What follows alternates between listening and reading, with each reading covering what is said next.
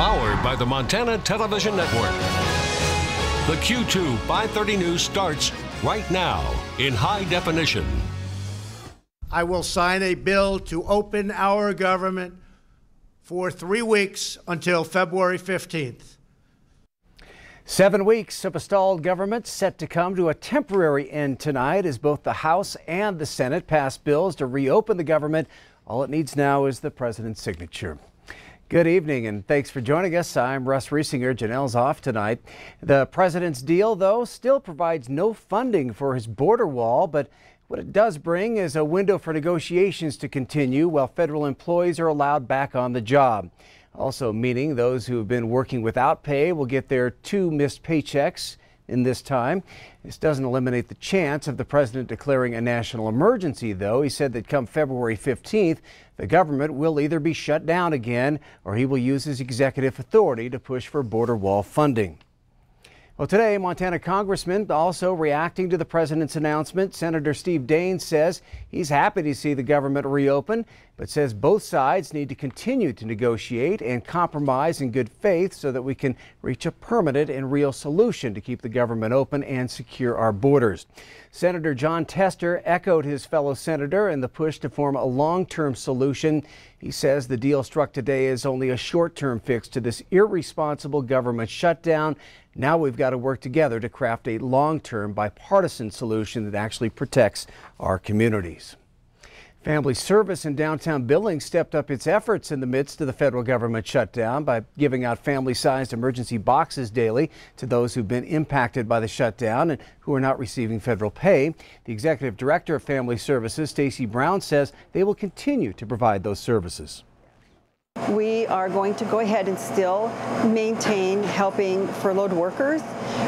Even if they get a paycheck, it's going to take them a little while to get back on their feet. You know, things pile up. So if we can help alleviate some of that pressure with the food, then we will, for as long as it takes for every individual. Brown also said that there's been an overwhelming amount of community outreach and donations being given during the shutdown, and because of those donations, they have been able to take care of every person who has come through the door needing help. Well, President Trump made it very clear that he's not giving up on the wall on the U.S.-Mexico border, and tonight we're getting the perspective from Montana Congressman Greg Gianforte, who recently went to the border to see firsthand. Now, he agrees with President Trump that a physical border is needed, but also that Border Patrol needs other equipment to detect drugs in cars. Gianforte said border security is a top priority for him when he appeared on Montana this morning. He said he spent time talking with ranchers and Customs and Border Patrol and says he saw how severe our national border security crisis is. I was concerned for their safety, but clearly we can do better. But the consistent theme with the ranchers there and the border agents is we need a physical barrier. Having a porous border is not in the migrants' interests or the U.S.'s interests. Congressman Gianforte believes the president has put forth a reasonable proposal for the wall. President Trump has previously supported a concrete wall, however, has said recently that he supports a wall made of steel that can be seen through. Montana's court system is getting overwhelmed by an ever-increasing caseload, causing some civil cases to drag on for years at a time. At the legislature on Friday, lawmakers got their first look at a bill supporters say will help unclog the system and bring justice to those least able to afford it. MTN's Mike Dennison has more. House Bill 182 would create a new state account to finance legal help or alternative dispute resolution for people with civil legal disputes, but who can't afford a lawyer. The state Supreme Court would administer the fund and award money to local programs providing these services. Attorneys and judges lined up to support the measure Friday, saying people going to court without lawyers over civil disputes are a major reason for delays in the system. At my firm, I am working on cases that have gone years, where we are still waiting to hear from judges on motions and orders. This bill would free up many of the matters that take up judges' time and give the court system necessary resources to keep moving at a reasonable speed. Attorney Bill Bronson helps run a law clinic in Great Falls that assists low-income clients, mostly in landlord-tenant and family law disputes. He said it needs more resources and that House Bill 182 could provide that money. I would like to deal with a grant program in the state of Montana with people that I know, with standards that are developed here in Montana with our particular needs and concerns and circumstances in mind. The bill, sponsored by Republican Representative Ken Holmland of Miles City, would raise an estimated $900,000 a year through higher court filing fees. The bill is a product of the Access to Justice Commission, chaired by Montana Supreme Court Justice Beth Baker, who led off testimony Friday for the bill before the House Judiciary Committee. The justice system is a cornerstone of a functional society. Without an effective court system, there is no justice. And our courthouses need to be open to everyone, not just to those who can afford lawyers. Also testifying Friday was a young woman who asked not to be on camera for her own personal safety. She said affordable legal advice helped her escape an abusive ex-boyfriend.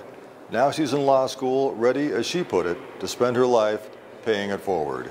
At the Capitol, Mike Dennison, MTN News. The House Judiciary Committee took no immediate action on that bill. A Great Falls lawmaker is targeting Montana's youth when it comes to combating texting and driving. The legislation that he introduced, it would ban the act or anyone under the age of 18 from doing that behind the wheel. Republican Representative Fred Anderson says the law would also apply to any driver who's caught texting while stopped in traffic at a traffic light or a stop sign. He's proposing that a minor who violates the proposed law be fined $50 on the first occasion, but that more penalties will happen for any additional violations. They could be fined as much as $200 for a third violation.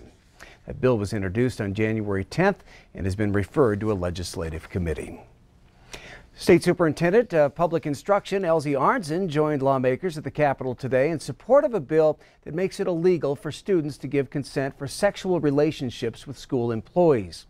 Senate Bill 132 is sponsored by Republican Senator Keith Ragier of Kalispell. It would prohibit elementary or secondary students from giving consent to employees, contractors, or volunteers at a school. That bill includes exceptions for couples who are married or were in a relationship before the employee started working at the school. It would also prohibit school districts from helping someone who was engaged in sexual misconduct find another job. This is making sure that evil is out of our public school system and our school systems across our state. Predators are not educators. Senate Bill 132 will have a hearing in the Senate Education and Cultural Resources Committee on Monday. Well, influenza activity increased dramatically in the past week and is now considered widespread in Montana. Montana Department of Public Health and Human Services reports 332 new cases in the third week of monitoring flu activity. That's an increase of 50% over the week before. Gallatin County led with the largest number of new cases at 64. Yellowstone County reported 20 new cases in the past week. Influenza is a respiratory illness, headaches, fever, body aches, cough, and sore throat being common. We really want people to be immunized, and certainly if people do have signs or symptoms and they become pretty ill, then they should go into their provider and they should go early. Our message is always prevention, so get your flu shot, cover your cough, stay home if you're sick, wash your hands. There have been 978 cases of the flu in Montana and 44 counties so far this season. There have been 58 hospitalizations and 2 deaths, including 1 child. All right, turning to the weather now. The roads still slick and dangerous, even though the snow has given us kind of a break today. And Bob, you said you're a little concerned about Sunday. Yeah, we got something coming in pretty bad that's going to bring more icy road stuff to our area. In fact, they call it the greasy skid stuff. Let me show you what happened today near Laurel. This was a truck accident there on Interstate 90. Not only did a truck have kind of slide off the road, it also had a car. Then, of course, look what happens after that. Look at the backup developing because of that. If you were caught on this today, you probably saw it went for several miles. Now, you'll notice here, there's the Interstate 90 and the truck. That's what happened. Looks like they tore off a fender. But look at this. We've got some more icy roads moving into our future. Take a look at our forecast map. Here's where we are. We start at 6:30 a.m. Sunday. Not too bad around the Billings area, but later on that day, here comes a new cold front moving through. It'll start off with rain, then changing to rain and freezing rain, and then we're going to put maybe a couple of inches of snow on top of all of that. So we're going to have icy roads again tomorrow, probably on Sunday that is, and on into Monday, very similar to what we had earlier today.